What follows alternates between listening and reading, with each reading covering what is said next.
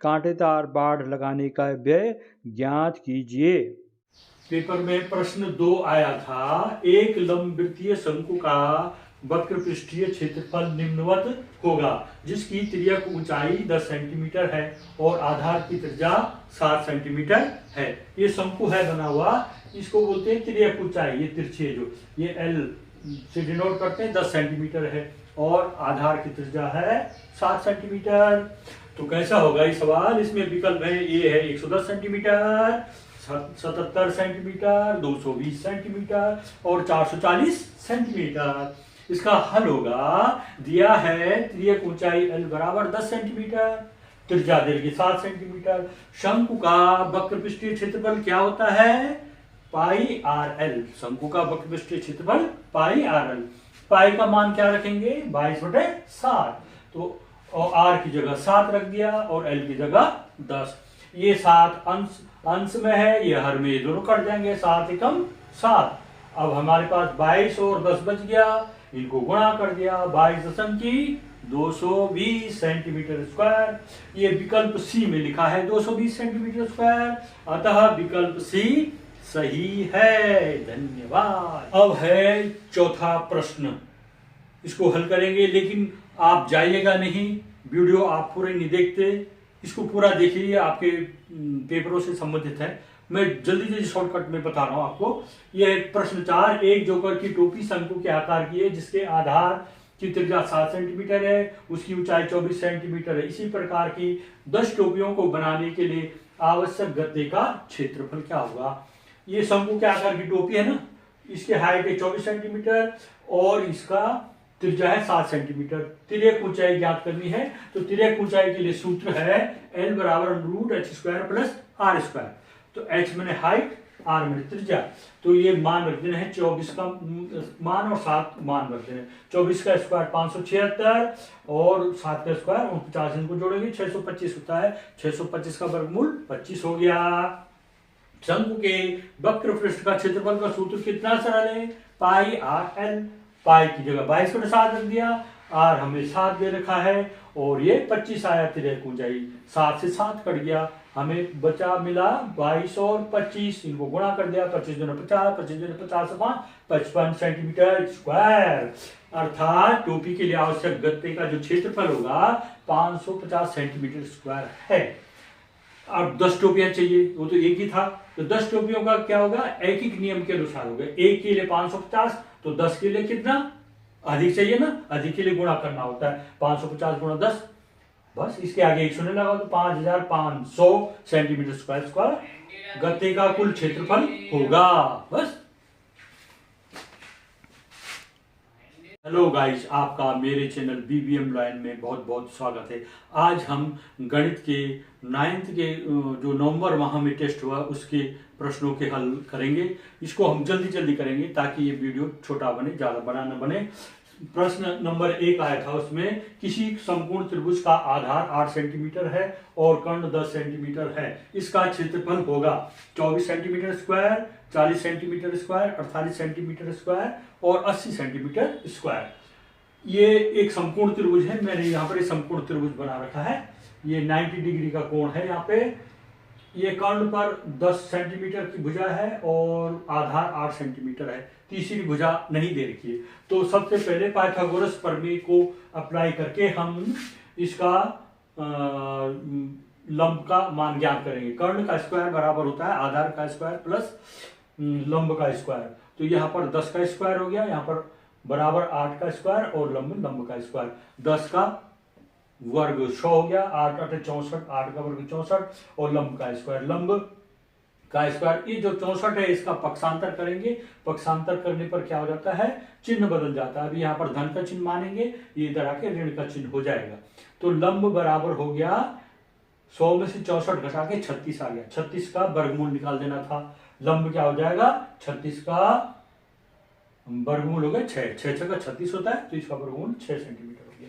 तो हमें तीनों भुजाएं प्राप्त होगी। तो इसका हीरोन के सूत्र से इसको हल करने के लिए हमें इसके अर्ध परिमाप को ज्ञात करना होगा। अर्ध परिमाप होता है a + b + c/2।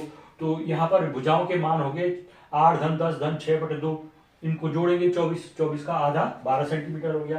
त्रिभुज का क्षेत्रफल under S S minus A S minus B S minus C होता है। यहाँ पर एस का मान है 12 लिख दिया। एस माइनस ए 12 माइनस 6 12 माइनस 8 12 माइनस 10 और इस तरह से फिर आगे करेंगे। 12 इसको 12 में से 6 घटा के 6 12 से 8 घटा के 4 12 में से 10 घटा के 2। हम ये जो 12 है इनमें से किसी में टूट रहा है तो इसको तोड़ देते हैं। 6 दूना 12 6 यहीं पर रह गया 4 हो गया 2 हो गया। 6 दो बार है उसको हम जब वर्गमूल लेंगे तो उसको बाहर निकाल देंगे तो एक जोड़ा एक बार निकलेगा। इन दोनों में से एक बार लिखना 6। यहाँ पर 2 और 2 का भी जोड़ा है, इन दोनों में से 1 2 लिखना है।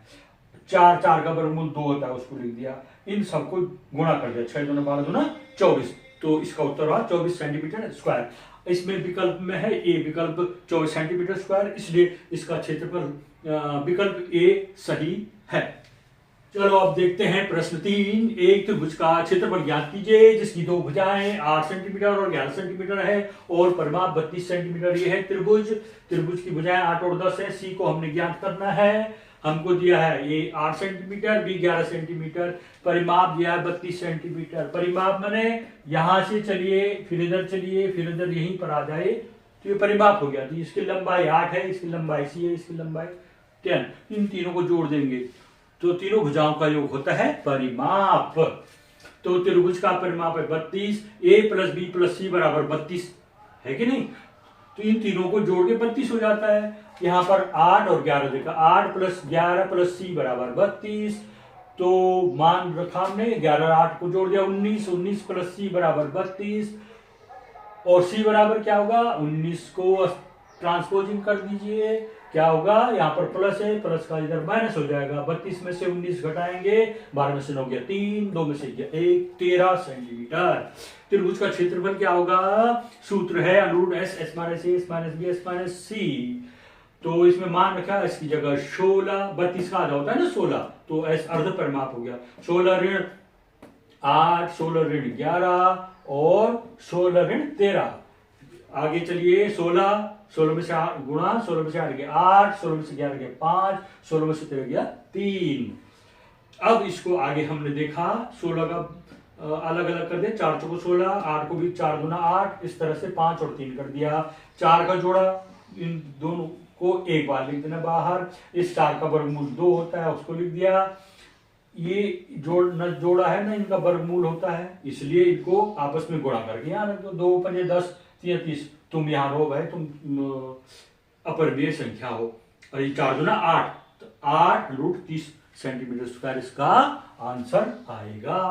अंतिम प्रश्न है। यहाँ तक जुड़ने के लिए आपको बहुत बहुत धन्यवाद और भगवान का आशीर्वाद। देखो मेरा नाम भी भगवान सिंह ने किया, तो मेरी दादी ने मेरा नाम भगवान ऐसे नहीं रखा, तो आप सबको आशीर्वाद मिलेगा इसका।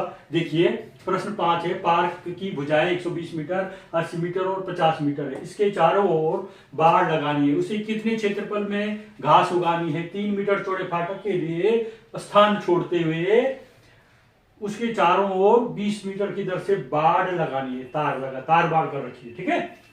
त्रिभुज का अर्ध परिमाप निकालना होता है। पहले जब भी हमको हिरून के क्षेत्र से इसको हल करना होता है, एस बराबर 250 का आधा 250 का आधा बराबर 125 सेंटीमीटर। त्रिभुज का क्षेत्रफल का सूत्र है √ S S minus S minus B S minus C और 125, तो ये एस हो गया रख दिया। भुजाएं 125 माइनस 120, 125 माइनस 80, 125 माइनस 50, 125 हो गया। इसका घटाने पर 5 आ गया, इसको घटाने पर 45 आया, इसको घटाने पर 75 आया। अब इसको हम अरेंज कर सकते हैं इस तरह। 25 पंजे 125, 5 5 एक साथ लिख दिया, 9 पंजे 45, 5 5 एक साथ दिया, 5 15 पंजे 75 होता है ना, ठीक है। अब इसमें हमने क्या करना है, जिसका वर्गमूल निकल जाता है उसको बाहर रख देना है वर्गमूल की चिन्ह की। 25 का वर्गमूल 5 होता है, इसका जोड़ा बना, इसको एक बार लिख दिया 5, और जिसका जोड़ा बना उसको लिख दिया बाहर 5, और ये 9 का वर्गमूल होता है 3। देखो भाई, जिसका जोड़ा बनता है वो सुखी रहता है, और जोड़ा ने बनाया ऐसे ही किसी से जुड़े नहीं हम, तो हम क्या होते हैं, ऐसे ही कटघरे में बंद रह जाते हैं। आगे चलिए, 5 पंजे 25, 75, 75 पंजे 375 √15। Metre square. अब परिमाप हो गया 250 मीटर तो हो गया, अच्छा अलग बात है। 3 मीटर का गेट बनाना है, 3 मीटर का गेट है, 250 परिमाप है, उसमें से 3 घटा देना है तो 247 मीटर। शेष लंबाई, क्यों अब तार बाड़ कर रहे हैं हम, तार बाड़ यहां से यहां तक करनी है। अगर ये पूरा क्या होता तो परिमाप के बराबर हो जाता, लेकिन 3 मीटर इसमें हमने हटा दिया तो 247 मीटर पर व्यय कितना आएगा, 1 मीटर बाढ़, बाढ़ नहीं बाढ़, बाढ़ लगाने का व्यय होगा 20 रुपये 1 मीटर, लगभग ये हुआ ना 1 मीटर, यहां से यहां तक तार बाढ़ लगाने का व्यय है 20 रुपये। और 247 मीटर पर बाढ़ लगाने का व्यय अधिक होगा, अधिक के लिए गुणा करते हैं तो 247 गुणा के 20 हो गया 4940 रुपये, इतना खर्चा आएगा। 5 और सवाल हो गए हैं, आपके कितने नंबर आ रहे हैं ये देख लीजिए। इस तरह से इसको हल करना था। अगला जब भी टर्म का पेपर होगा उसकी तैयारी करते रहेगा, इसको भी देखते रहेगा। धन्यवाद। मेरे चैनल को लाइक और सब्सक्राइब कीजिएगा।